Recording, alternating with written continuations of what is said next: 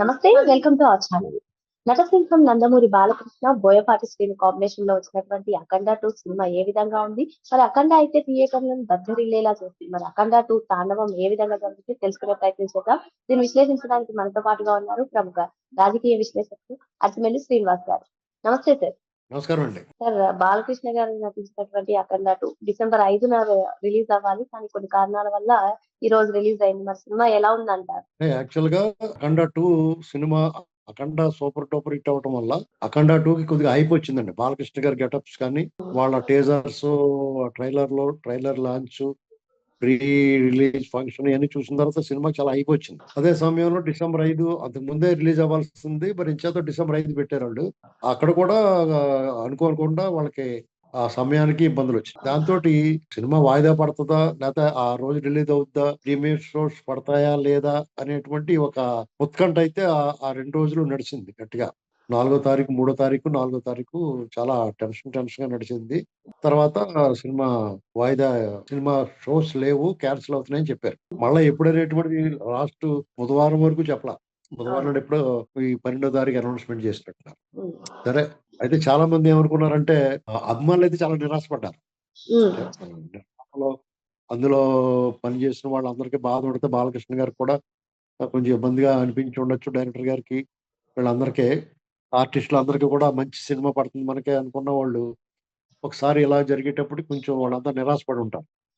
అభిమానులు అయితే చాలా హర్ట్ అయిపోయారు, ఒక రకంగా చెప్పాలంటే. అంటే బాగా ఎక్స్పెక్ట్ చేశారు బాలకృష్ణ గారు డైలాగులు, ఈ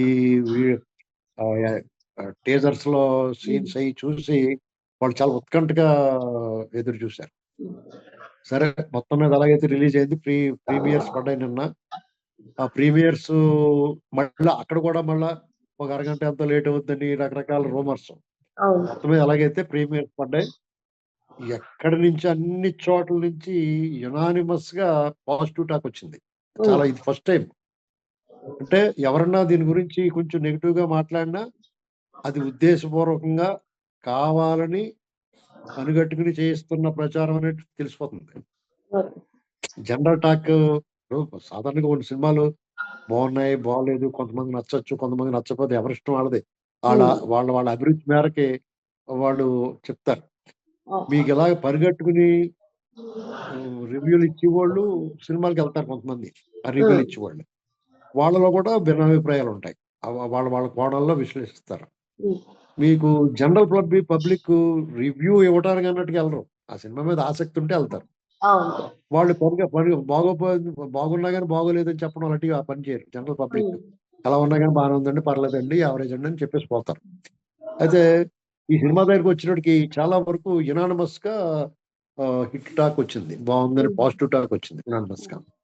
నేను ఈ రోజు మార్నింగ్ షో చూశాను. అయితే నేను బేసిక్ గా థియేటర్కి వెళ్ళి సినిమాలు చూడటం లేదు ఈ మధ్య కాలంలో. ఎందుకంటే కొన్ని ఇప్పుడు తమన్ మ్యూజిక్ ఇలాగ కొన్ని థియేటరల్ ఎక్స్పీరియన్స్ కొన్ని సినిమాలు ఉంటాయి, అది థియేటర్ లో చూస్తేనే బాగుంటాయి అనేటువంటిది అభిప్రాయం ఉంటుంది. నేను మామూలుగా అయితే 2-3 రోజులు ఆగి వెళ్ళివ్వండేమో. ఈ మొన్న 5వ తారీఖు ఈ ఉత్కంఠ ఇదంతా చూసి దాని మీద ఇంట్రెస్ట్ పెరిగింది. చూడాలరా, ఇది వచ్చిన వెంటనే చూడాలనిపించింది. ఎందుకంటే ఒక 2-3 రోజులు ఆగితే ఒకవేళ సినిమా నెగిటివ్ టాక్ వస్తే చూడబుద్ధి అయ్యేది ఇంకా. అలాగని చెప్పేసి సరే ముందు రోజే వెళ్దామని చెప్పేసి నేను ఇవాళ మార్నింగ్ షోకి వెళ్ళాను. అయితే ఆ సినిమా టైటిల్స్ దగ్గర నుంచే ఒక రకమైన ఎమోషన్ కనెక్ట్ అవుతా ఉన్నాం మనం. నాకేమనిపించిందో తెలియదు, మరి చాలా మందికి అలాగుందో నాకు తెలియదు. కానీ ఆ పాత అఖండ సినిమాలో కొద్దిగా ఆ క్లిప్పింగ్స్ చూపిస్తారో దీన్ని కొనసాగించడం కోసం అది చూపిస్తాడు కొద్దిగా. ఆ టైటిల్స్ అప్పుడు ఒక హమ్మింగ్ పాట వస్తూ ఉంటది, తాండవం అఖండం అన్నది పాట, సనాతనం మీద హైందవం అని ఒక పాట వస్తుంది. ఇద్దరు అమ్మాయిలు పాడారు అది. అసలు ఆ పాట వింటుంటే ఒక రకమైన మైండ్ అలా లోపలికి వెళ్ళిపోతాడు, పరవశంలోకి వెళ్ళిపోతాం. మన మెదడుని వశపరుచుకుంటది ఆ పాట.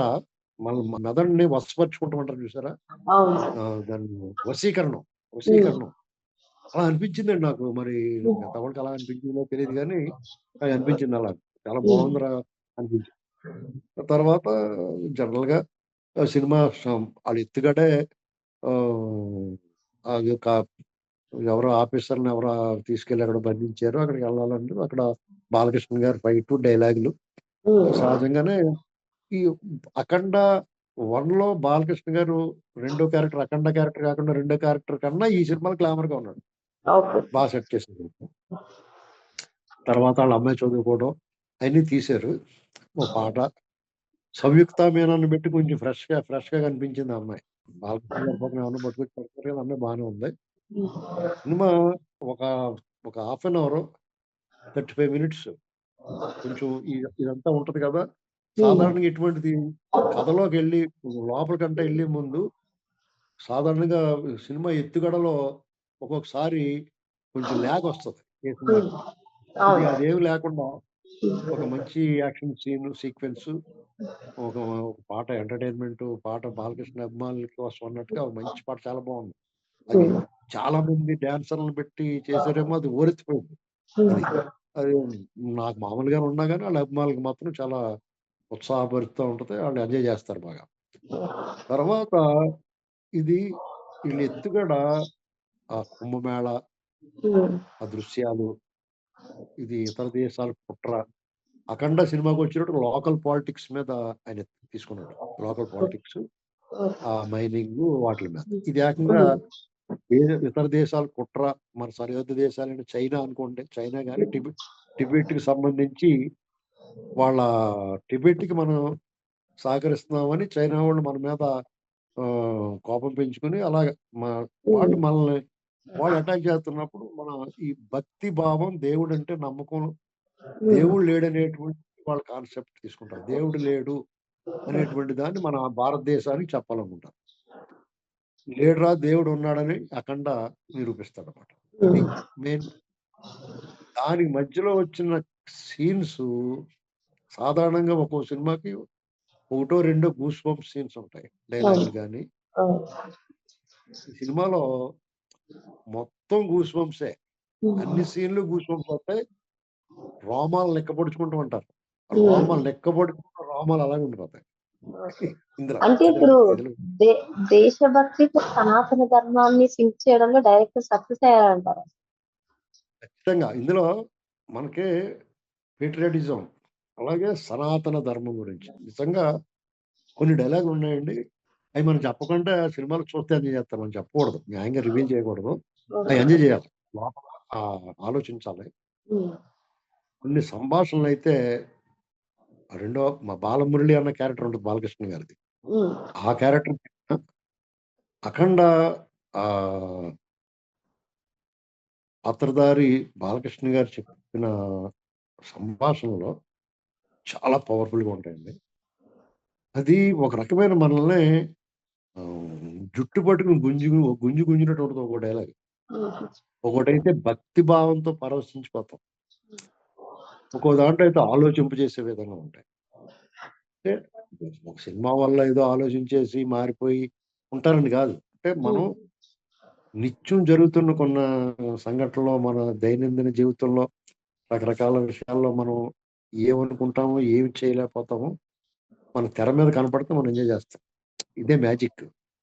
సినిమాని ఓన్ చేసుకోవడం, ఆ హీరోని ఓన్ చేసుకోవడం కానీ ఆ కథలో లీనమవటానికి కారణం ఏంటంటే దైనందిన జీవితంలో మన కళ్ళ ముందు కొన్ని దుర్మార్గాలు, రాక్షసత్వాలు, దేశద్రోహాలు, ధర్మద్రోహం,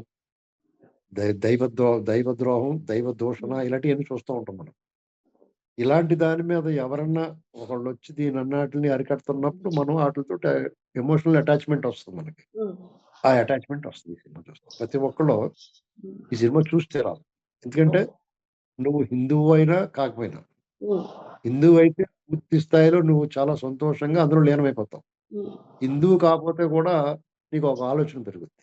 మతం మారిపోవాల్సిన అవసరం లేదు. అసలు ఏం జరుగుతుంది అనేటువంటిది ఏంటి, ఎలా తీశారని చూడొచ్చు. వాళ్ళ భావన ఎలా ఉందనేటువంటిది. ఇక్కడ ఇంకో క్యారెక్టర్ ఉంది, ఆది పినిశెట్టి. అది నేను మొదట ఆ ట్రైలర్ లో చూసి ఇదేట్రా బాబు ఇలా ఉంది అనుకున్నాను నేను. ఇదేదో వాళ్ళు వస్తాయి కదా హారీ పాటర్ సినిమాలు అలాంటివి ఉంటాయి కదా, అలాంటి అందులో లాగా పెట్టేసేటమే ఉన్నాను. దెబ్బైపోద్దేమో అనుకున్నాను నేను. అంటే డౌట్ లోపల నేను దెబ్బైపోతాడేమో, లేకపోతే హారీ పాటర్ సినిమాలో లాగా పెట్టేసారేమో అందరూ కూడా అలా ఉంటాయి కదా, మోకాలు గట్ట వచ్చేస్తూ ఉంటాయి. కానీ దానికి కూడా క్యారెక్టర్ అవసరం ఉంది.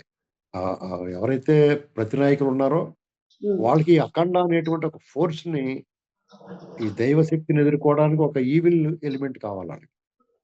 ఆ ఈవిల్ ఎలిమెంటు ఆది పినిశెట్టి. దాన్ని కూడా కరెక్ట్‌గానే డిజైన్ చేసాడాయన. అసలు వీళ్ళిద్దరికి వైరం ఏమైనా ఉందా లేదా? ఎక్కడంత ఫ్లాష్ బ్యాక్ ఉంటది. అది కూడా బాగుంది. ఈ అక్కడి నుంచి ఆ పిల్లని కాపాడతాడు. ఆ పిల్ల చూడండి, ఆ కనెక్షన్ ఎలా కలిపారంటే, ఆ పిల్లని అఖండ 1లో కూడా ఆ పిల్లని కాపాడినప్పుడే సికిందర్ బయటకొస్తాడు అఖండ. అప్పుడెంత గూస్ బంప్స్ తోటి జనాలు ఎంజాయ్ చేశారో అంతకు మించి ఉందండి. ఇక్కడ ఇంటర్వెల్ ముందైతే కన్ను ఆర్పితే కొట్టేవాడన్నా సరే మీకు ఒక 22 నిమిషాలు ఉంటది ఇంటర్వెల్ ముందు. ఇంటర్వెల్ బ్యాంగ్ అంటున్నారు ఈ మధ్యన. అదరిపోయిందంటారు సినిమా చూడండి. పోనీ సాధారణంగా ఇంటర్వెల్ వరకు డైరెక్టర్లు బాగానే తీస్తారు, తర్వాత చేతులు ఎత్తేస్తారు అంటారు. కానీ ఇందులో అంతకు మించి ఉంది సెకండ్ హాఫ్ అంతకు మించి ఉంది. సెకండ్ హాఫ్ లో ఒక సీన్ ఉంటది, వాళ్ళ తల్లి చనిపోయినప్పుడు. ఆ తల్లి చనిపోయినప్పుడు కొడుకుని రావాలని కోరుకుంటుంది. ఎక్కడ కూడా ఆవిడ కొడుకే కదా, ఆవిడ వస్తేనే నా ఆత్మ శాంతిస్తుందని చెప్తుంది. ఆ కొడుకు వస్తాడు అక్కడికి. ఆ సీన్ మాత్రం నేను రివీల్ చేయను. నేను సినిమా చూస్తే అంటే అప్పుడే సినిమాలోనే తెలిసిపోద్ది, కానీ ఆ సినిమా చూడాలండి. అయిన తర్వాత శివుడు ప్రత్యక్షం ఉంటది. అది చాలా ఒక ఎమోషనల్ కదిలించే సీన్. అది అందరిని ఆకట్టుకుంటుంది. మైథలాజికల్ గా ఈ సినిమా ఏంటంటే action packed, touch of emotion, complete mythological touch ఈ సినిమా. అంటే ఈ సనాతన ధర్మం గురించి, ఈ గొప్పతనం గురించి, దేవుడు అసలు ఎందుకు వస్తాడో, ఎందుకు రాడు, ఎందుకు రావాలి, రావటం ఆలస్యం అవటానికి కారణం అనేటువంటి అనేక ప్రశ్నలకు సమాధానం ఉంటుంది ఇందులో. ఆ అఖండ పాత్ర ద్వారా చూపిస్తారు. పైగా ఈ సినిమాలో క్లైమాక్స్, జస్ట్ ప్రీ క్లైమాక్స్ కి వెళ్లే ముందు శివతాండం ఉంటుందండి. అందులో అది చూసి తీరాలి. ఇక్కడ బోయపాటి శ్రీని గారు చిన్న ఇది చేశాడు. రామారావు గారి దక్ష యజ్ఞం అనే సినిమా వచ్చింది ఏమండి. రామారావు గారిది దక్ష యజ్ఞం అనే సినిమా వచ్చింది. దక్ష యజ్ఞం సినిమాలో ఎన్టీ రామారావు గారు శివతాండవం చేస్తాడు. ఇప్పుడు అందులో పార్వతీదేవి అగ్ని ఆహుతి అయిపోద్ది. అప్పుడు కోపం వచ్చేసి రుద్రుడైపోతాడు, కాల రుద్రుడైపోతాడు. అప్పుడు శివతాండవం జటలన్నీ ఇప్పేసుకుని ఎన్టీ రామారావు గారు శివతాండవం చేస్తాడు అందులో. ఆ సీన్ పెట్టుంటే ఇక్కడ ఒక పక్కన బాలకృష్ణ గారు చెప్పన్నప్పుడు ఆ వెనకాల బ్యాక్గ్రౌండ్ లో ఆ రామారావు గారు శివతాండవం పెట్టుంటే థియేటర్ బద్దలు కొట్టుకొచ్చేద్దరు బయటికి జనంతో. ఓరు నడుచుకుంటా జయ జయ ధ్వనాలతో వచ్చేద్దరు బయట సినిమా ముగిసిన తర్వాత.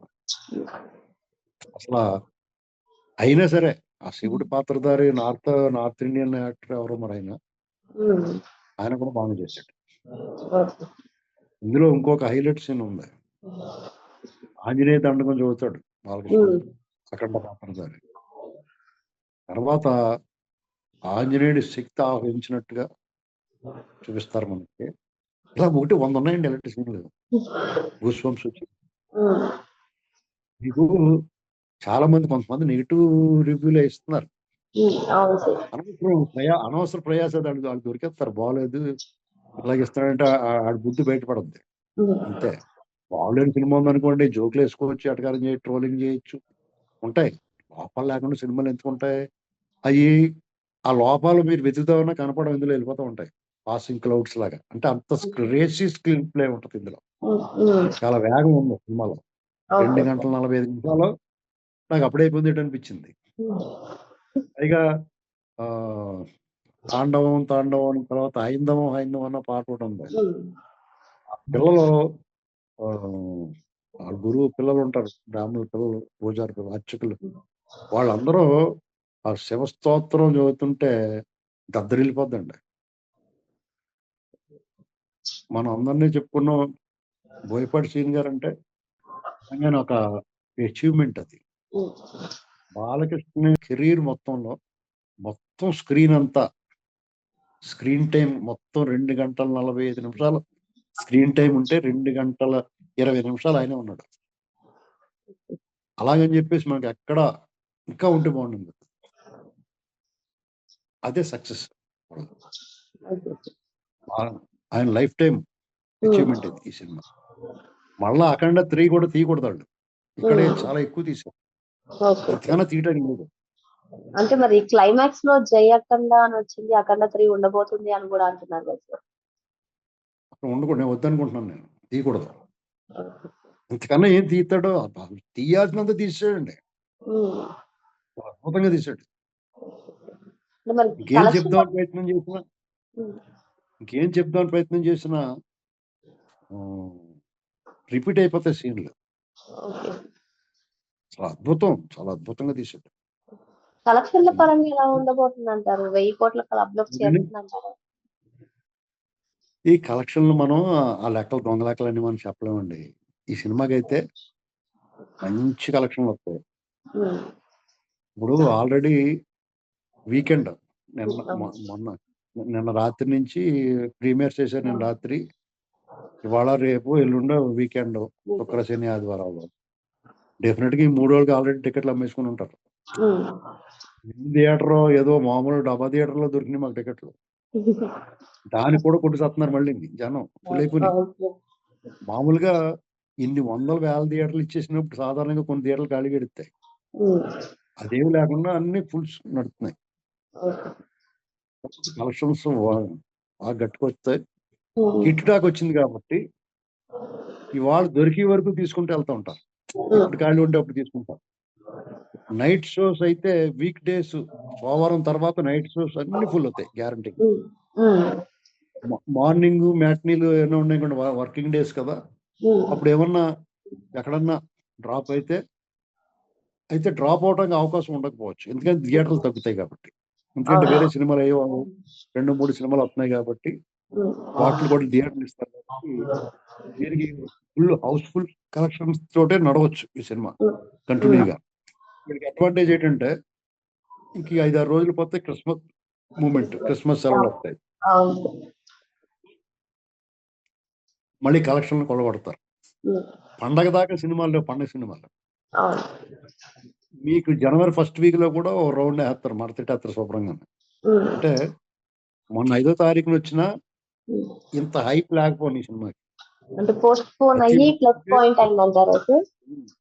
5వ తారీఖున పోస్ట్ పోన్ అయ్యి, అంటే ఒక్కసారి బ్యాడ్ లో గుడ్ అంటారు దీన్ని. ఉమ్, ఆ వాళ్ళు టెన్షన్ పడ్డారో, అవమానం పడ్డారో, కొంచెం ఇబ్బందులు పడ్డారో, అభిమానులు చాలా చిన్న పోయించుకున్నారు, ఇవన్నీ జరిగినాయి. కానీ అంతకు మించిన ఒక కేక్ పెడతాడు అనుకుంటే ఏకంగా ఒక ఫుల్ కేక్ పెట్టేసినట్టు అయిపోయింది. కేక్ ముక్క పెడతారు అనుకున్న వాళ్ళు ఫుల్ కేక్ పెట్టేస్తే ఎలా ఉంటది? ఇలా చిన్నపిల్లలకి కేకులు అంటే ఇష్టం కదా, అవును. వాళ్ళు ఫుల్ ఎంజాయ్ చేస్తారు. ఉమ్, అంటే అభిమానులకి సినిమా పరంగా, నిర్మాతలకి, డిస్ట్రిబ్యూటర్లకి కలెక్షన్ పరంగా, సాధారణ ప్రేక్షకులు, సినిమా అభిమానులకి ఉమ్, మంచి సినిమా చూసామని అనుభూతి మిగిల్చిన నాలాంటి వాళ్ళు అడపా సినిమాలు చూసి కూడా, నేను సినిమా పిచ్చోడిని కానీ ఈ మధ్య సరిగ్గా చూస్తలేదు సినిమాలు. ఓకే. ఇవన్నీ నేను బాలకృష్ణ ఫేవరెట్ అనుకుంటారు, నేను సూపర్ స్టార్ కృష్ణ గారి ఫేవరెట్ ఎప్పటికీ, అప్పుడు ఇప్పుడు ఎప్పుడు బాలకృష్ణ గారి సినిమా అయినా, మా మహేష్ బాబు సినిమా అయినా, ఏదైనా ఇంకొకళ్ళు ఒకళ్ళిద్దరు వేసారని, పవన్ కళ్యాణ్ గారి ఏ థియేటర్లు చూస్తాను, మిగతా చూడండి. నేను వెయిట్ చేస్తాను. ఏదైనా బాగా సూపర్ హిట్ అయిపోయిందిరా బాబు, నా మధ్యన గీతా గోవిందం ఇలాంటివి వచ్చినాయి చూడండి, చాలా బాగున్నాయి అంటే ఏం బాగుందో అని వెళ్తాం అంతే, సరదాగా ఫ్యామిలీ తోటి. అంటే ఈ సినిమా మాత్రం ఇంత హైప్ వచ్చేసేటప్పుడు ఒకసారి చూడాలి బాబు అనుకుని వారం రోజులు వెళ్ళాలనుకున్నది, ఇవాళ వెళ్ళిపోయినాం. ఇవాళ వెళ్ళేందుకు నాకు చాలా బాగా నచ్చింది, బాగా తీశారు. బాలకృష్ణ గారు తన విశ్వరూపం చూపించాడు, శివతాండం ఆడేశాడు ఆయన. అయితే ఎరగదీశాడు. నాకు మళ్ళీ చూడాలని ఉంది. ఎక్స్పీరియన్స్ ఆ ఎక్స్పీరియన్స్ అంటే ఎవరిని చెప్తే నవ్వుకుంటారేమో కానీ కొన్ని సీన్లలో ఈ హైందవం అంటే నేను హిందువుని కాబట్టి అనిపించిందేమో, కొన్ని సీన్స్ లో నాకు ఎమోషన్ అయిపోయి కళ్ళనీళ్ళు వచ్చినాయండి. అంటే కొన్ని సినిమాలు కరుణ రసం వల్ల కానీ మనం ఎక్కువ ఎక్కువ కనెక్ట్ అయిపోవటం వల్ల ఆ పాట వింటున్నప్పుడు నాకు ఒక రకమైన అనుభూతి కలిగింది. హైందవం హైందవం అన్న పాట, ఆ పిల్లలు పాడిన పాట వింటున్నప్పుడు బాలకృష్ణ గారి నోట్లోంచి కొన్ని సంభాషణలు నేను చెప్పను, చూడాలి. అవి వింటున్నప్పుడు ఒక రకంగా కళ్ళు తడైపోయినాయి. అందరికీ రావాలని రూల్ ఉండదు. నేను లవ్ సినిమాలో పిల్లలు పాడుతుంటే ఏడిపోతున్నాను, నాకంటే ఒక ఎమోషనల్ ఫీల్ నేను. కాబట్టి అయి ఉండొచ్చు. కొంతమందికి పాము కుట్టిన ఏమవదు, కొంతమంది సీమ కుడితే కూడా బేరమంటారు. అలాగా నాకు విషయాలు కూడా ఎమోషనల్ అవ్వచ్చు. ఏవైనా ఈ సినిమా నెగిటివ్ అంటే దురభిమానులు అంటే ట్రోల్ చేద్దాం అనుకున్న అందరూ కూడా దీనికి విరమించుకుంటే మంచిది. ఎందుకంటే మంచి సినిమా మీద మీరు అకారణంగా దాని మీద ఏమైనా ట్రోల్ చేసినా, నెగిటివ్ రివ్యూలు ఇచ్చినా, ఏముందిలే అన్నట్టు చెప్పినా వాళ్ళు ఏమనుకుంటారండి, అవతల వాళ్ళు మీ ముఖస్థుతి కోసం ఏదో చెప్పాళ్ళు అనుకుంటారు, కానీ తర్వాత మీరు ఎంత సన్నసో తెలుస్తుంది. సార్ మరి అవుట్ ఆఫ్ 5 ఎంత రేటింగ్ ఇస్తారు సార్? నా రేటింగ్ 5 to 5 అండి. అందులో లొసుకులు ఎతకడానికి ఏముంటాయి, బాలకృష్ణ మీసం సరిగ్గా పెట్టుకోలేదు కట్టాను కూడా అనొచ్చు. కాదు కదా.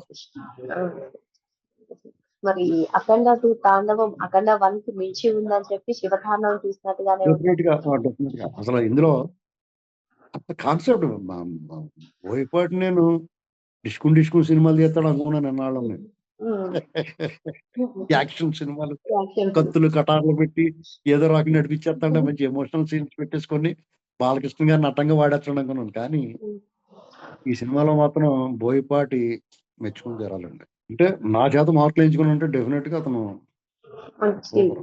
బాగా తీసాడు అనుకుంటాం, కానీ భలేగా తీసాడు రా బాబు అనుకోండి, మా మహేష్ బాబు గారి సినిమాలు తప్ప. మరి అఖండ 2 శివతాండవంకి మించి ఉందని చెప్పి అర్జున్ శ్రీనివాస్ గారు చెప్తున్నారు. సూపర్. Thank you sir.